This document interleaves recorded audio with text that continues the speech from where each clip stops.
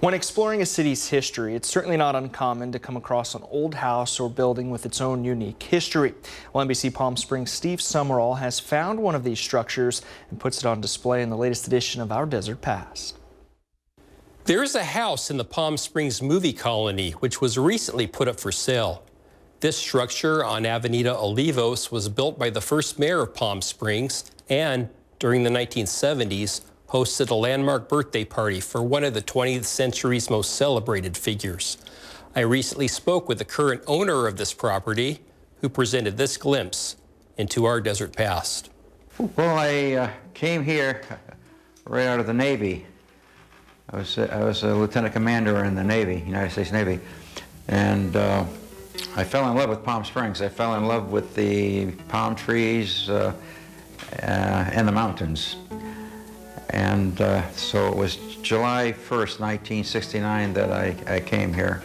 Dr. Pat Piquion recalls his time in Palm Springs, as well as the 7-bedroom Spanish-style hacienda, which he and his family have called home since 1974. It was built by the first mayor of Palm Springs, Philip Boyd, and his wife, Dorothy.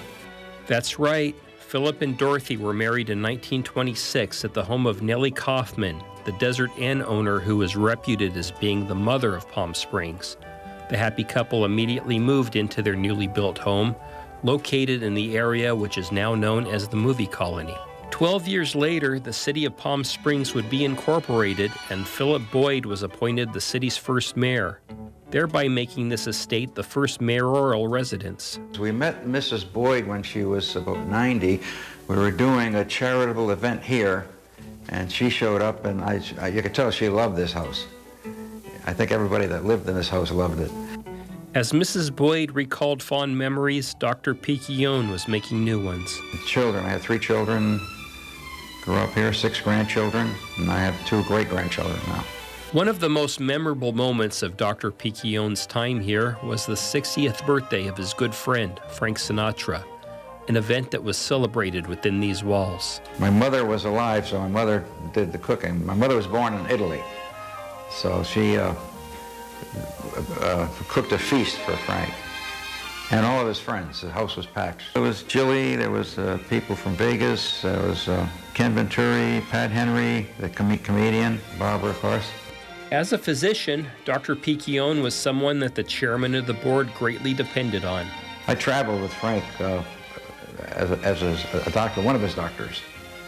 And I went to Japan with him and all of the big cities in the United States, you know, Boston, New York, you know, Baltimore, Chicago. Particularly toward the end of his career, I traveled with him quite a bit. When they weren't traveling, the Sinatras and the Piquions would continue to socialize. And we'd go to Frank's house for movies. So he'd call up and we'd go in and have dinner, and then we'd go to this theater and see a recent release, see a movie. We did that frequently. Barbara was like a sister to me, and then Frank was like an uncle. Frank and his crowd, Jilly and Pat Henry and all of those guys, they were